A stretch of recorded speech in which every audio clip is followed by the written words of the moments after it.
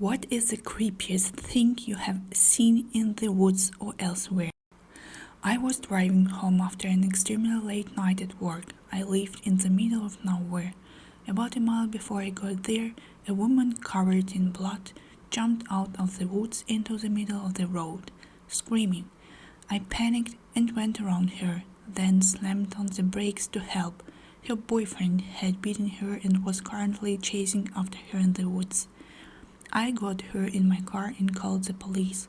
They met us at the hospital because I told them there was no way I was waiting on the side of the road when he was coming. Went on a mountain hike in Transylvania with a group of friends from school, and way up, after maybe 12 or 14 kilometers of trekking, we saw a house. It was in the middle of nowhere. It had a barn with a few animals, a couple of cows, chickens, etc. As we get closer, we see a few people, a car, and 5-6 women. Not sure if there were more inside.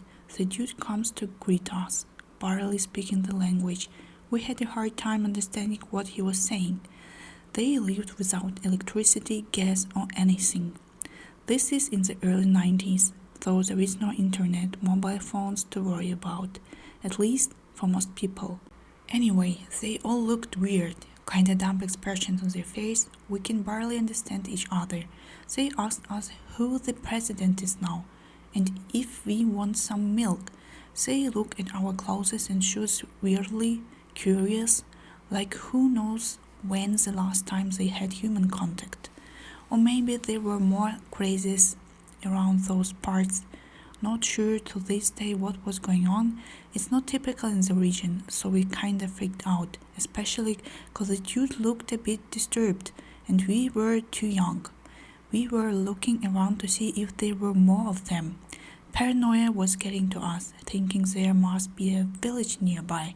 What was also weird was that all the women kept their distance and never got close to us, like he was guarding them or checking us out to see if it's safe for them. One of my friends kept saying we don't want their milk and we need to go cause it's getting dark. We walked calmly for a while, then when we thought we were out of their sight, bolted like crazy out of there. Needless to say, we camped after a few hours and we always had one person awake to keep watch. We told people who were living in the villages near that area about the mountain people, and they didn't believe us. They said nobody lives there, up in the mountains. I remember watching the news covering such places where landlines, phone lines didn't reach certain areas, so electricity was not available. Reporters would also ask locals who the president or prime minister was, and they wouldn't know. After the year 2000, cable companies and the internet started to really take off and expand. Most likely the people you met would only be in contact with passerby who would buy whatever produce they had. So if this happened in the early 90s, it was right after communism fell, which is in itself a factor. A little over 18 years ago, I had just gotten out of the military. I drove all the way from Louisiana to my hometown in Montana without incident. I spent a few days at home and then got back on the road because my new home destination was Boise, Idaho. It was February, so instead of going straight down the length to the state, I cut across panhandle of Idaho into Washington. The highway going straight down through the state is really twisty and very dangerous in the winter. So I crossed the state line into Washington. It was Sunday and it was very, very early in the morning. As cliché as it sounds, there was a quiet bit of fog in the air. I had been driving for a while and I really had to use the bathroom. Now normally, given how I was out in the middle of nowhere, I would normally just pulled over on the side and taken a whiz, but since it was so foggy and hard to see, I thought it's safer to just wait until I hit the next small town. So I drove for maybe 5 more miles and I started seeing signs for a town. I can't remember for the life of me the name of the town, but I think it was Linden or Linda, something like that. It was on L90 going into the Spokane Valley, so I headed towards the sign, which was a right turn off the interstate and it's a short drive up this road. And I reached the town. It was small, but I thought nothing of it since I was from a small town in Montana.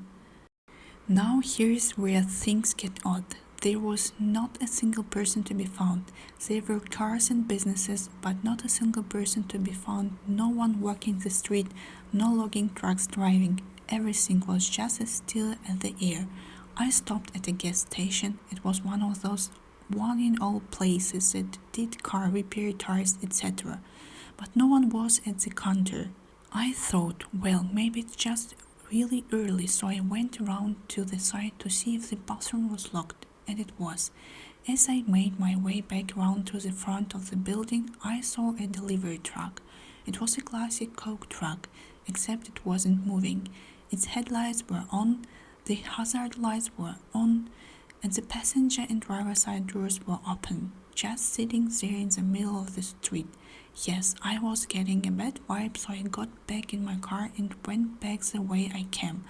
I got back to L90 and thought again about just pissing on the side of the road, but honestly I was too afraid.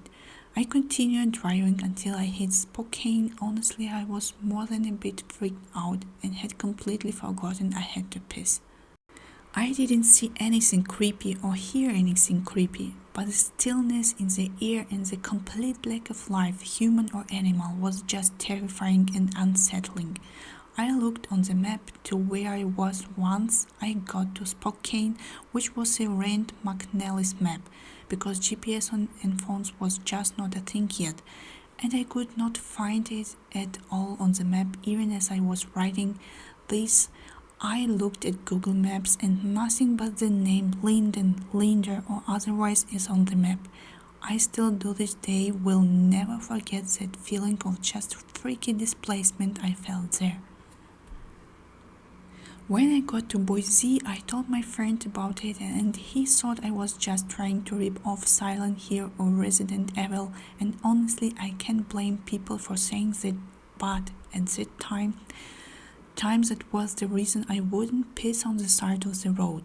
Last couple of days I have been thinking about this, and I have a 3-day weekend coming up. Maybe I will take a road trip up to northern Idaho and see if I can find this place again. When I was really young, we were on a family trip. Me and my older brother took a ride on a boat. I remember my mom telling us to avoid the big floating thing.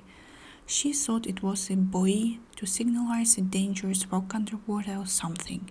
Being kids, of course, we went straight there to explore it. So it turns out it was not a buoy. That was the body of a tourist that went missing a week ago, as the police informed us a few days later. Creepiest thing is he was one of a group of people that had disappeared together. I believe they never find the rest. So, not a good childhood memory. I used to work in low-income home weatherization, basically giving free shit away to help lower electricity and gas bills and make the home more comfortable to people who really need it, installing doors and insulation and so forth.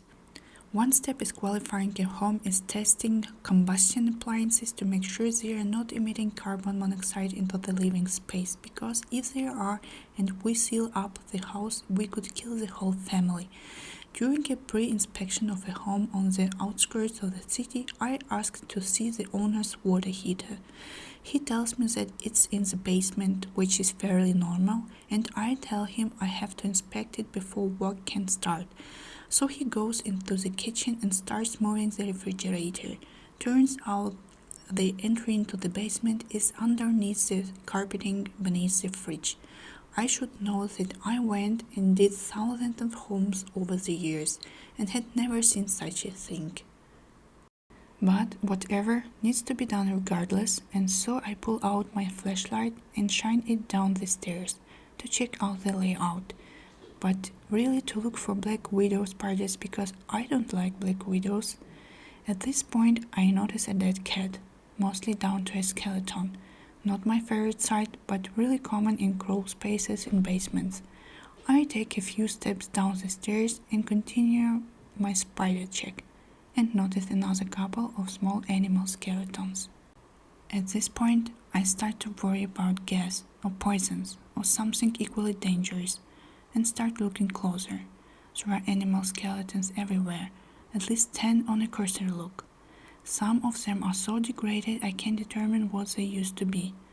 I also happen to notice that this guy is waiting at the entrance, a little quietly, with his hand on the door.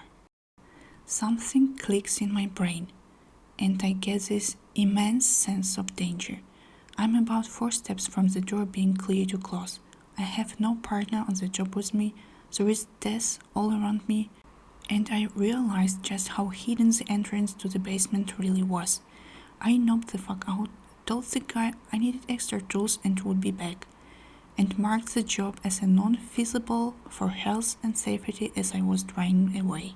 I have no idea if I was actually in any danger. It could have been completely innocent, but I still remember the adrenaline rush and sense of doom, and sometimes you just don't take chances. I'm getting asked frequently if I reported the guys to police, and there is a lot of concern about the dead animals. I did not file a formal report, mainly because nothing I saw was entirely out of the ordinary.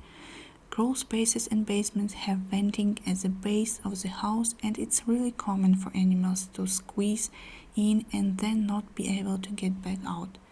If you have space under your house, there is a decent chance something has died down there. You get used to it when your job takes you down there frequently. That was the last story in this video. Hear you in the next one. Keep your common sense. Bye.